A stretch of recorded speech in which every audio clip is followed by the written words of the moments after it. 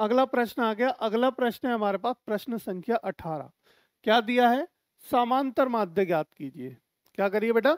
समांतर माध्य। देखो सेम प्रश्न आ गया और x दे रखा है, f दे रखा है डायरेक्टली। ठीक है, हमें यहाँ पे क्या है, वर्ग अंतराल नहीं दे रखा। अब समांतर माध्य है तो टेबल तो चाहिए, है ना?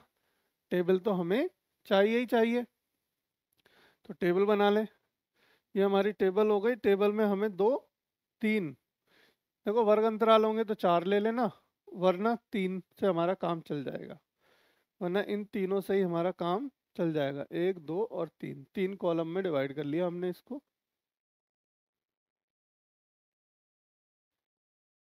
ठीक है बेटा, 3 कॉलम में हमने क्या कर दिया, इसको डिवाइड कर दिया। चलो, अब एक हम ऊपर बना लेते हैं जिसमें हम लिख देंगे वैल्यूज क्या क्या है। ये ऊपर बना देते हैं।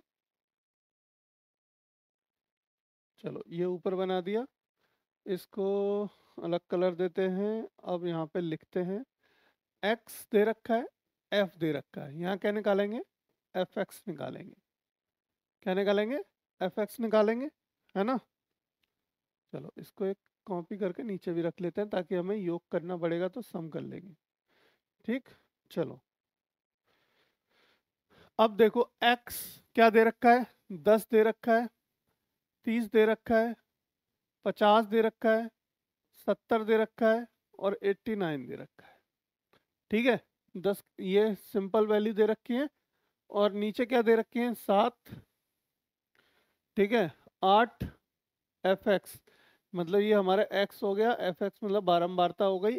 ठीक है, इस तरीके से भी डायरेक्टली दे रखा है। एफ मतलब होता है फ्रीक्वेंसी। ठीक है, ये फ्रीक्वेंसी दे रखी है। 8 हो गया, 10 हो गया और ये क्या है? 15। देखो वैल्यू ध्यान से लिखेंगे, कोई भी ऊपर नीचे ना हो जाए, गलत हो जाएगा क्वेश्चन पूरा का पूरा, बिल्कुल डेफिनेटली गलत हो जाएगा, है ना?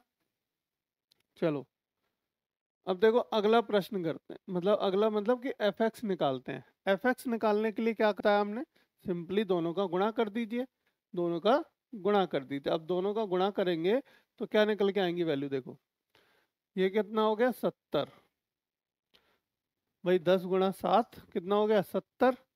8 × 24 कितना हो गया? 240, है ना? अब इन दोनों का गुणा करेंगे, 5 एकम 5 यानी कि 500 हो गया सीधा सीधा। 50 गुणा 10, 50 ढाई 500। अब देखो 7 एकम 7, नहीं 15 सत्ते 105 होता है। कितना होता है? 15 सत्ते 105 होता है। तो 1050, है ना? और यहाँ पे 10 से गुणा करेंगे तो सीधा सीधा 890 आ गया। 890 आ गया। चलो, अब इसको क्या करेंगे हम? योग कर लीजिए इसका, दोनों का योग निकाल लेंगे हम। किसका निकालेंगे? एफ का निकालेंगे। और किसका सम निकालेंगे? F, summation F I calculate करेंगे। समेशन एफ आई क्या होगा? देखो योग करो इनका सबका। 10 और 10 20 हो गया। 10 और 10 20 और 15 कितना हो गया? 35 और 7 दूनी 7 15, 35 और 15 कितना हो गया हमारा? 50। ठीक है, तो यहाँ पे आ गई वैल्यू कितनी बेटा? 50 आ गई। चलो, एफ एक्स को कैलकुलेट करो। देखो 0 0 0 0 0 0 0, पीछे तो आ गया 0। 7 और 4 11, है ना? या 7 और 4 11, एक इसको दे दिया हमने। 10 हो गया। 7 और 4 11, 11 और 9 कितना हो गया हमारा? 20, 20 और 5 25, तो 5 ये आ गया, है ना? 25 का 5 आ गया। यहाँ से लग गया 2, यहाँ से लग गया 2, 2 और 2 4। ठीक है, या फिर 2 8 और 2 10, 10 और 5 15, 15 और 2 17, 17 का 7, यहाँ से लग गया 1 और ये कितना हो गया? 2, 1 और 1 2, यानी 2750। कितना आ गया बेटा? 2750। अब एक्स बार का फॉर्मूला क्या होता है? Summation F I into x I upon summation F I. ठीक है बेटा, अब समेशन एफ आई एक्स आई क्या निकल के आई है वैल्यू? 2750 अपॉन में समेशन एफ आई की वैल्यू कितनी निकल के आई है? 50। ठीक है, बताओ कोई डाउट? कोई यहाँ तक किसी को, किसी बच्चे को कोई दिक्कत नहीं ना? चलिए, तो जीरो थे, देखो जीरो कट गया। 275 बटे 5, 5 से काटेंगे, पचम 25। ठीक है, और पचम 25, 2 बचेगा, 27 था, पचम 25 हो गया, वो भी 2 पचम 25, यानी कितना आ गया 55 आ गया। क्या? एक्स बार क्या है हमारा यहाँ पे? माध्य। माध्य मतलब समांतर माध्य, कुछ भी लिख सकते हैं, माध्य भी लिख के आ सकते हैं, समांतर माध्य भी लिख के आ सकते हैं। कितना मान निकल के आ गया? 55। आंसर क्या आ गया? 55। सिंपल था, 2 नंबर का प्रश्न था, है ना? सिंपल था, 2 नंबर का प्रश्न था।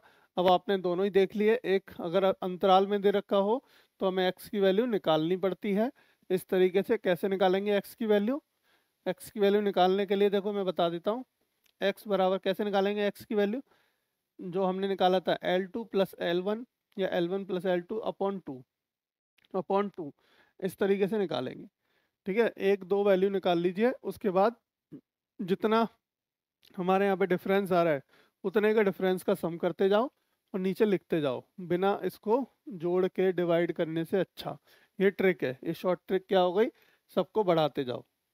पर हम यहाँ आते, इसको देखो, इसमें क्या था हमारा, बिना जब वर्ग अंतराल ना दिया हो तो इस तरीके से हम प्रश्न हल करेंगे। ठीक है बेटा, समझ में आ गए दोनों तरीके के प्रश्न, और हमारे प्रत्यक्ष विधि क्लियर हो गई।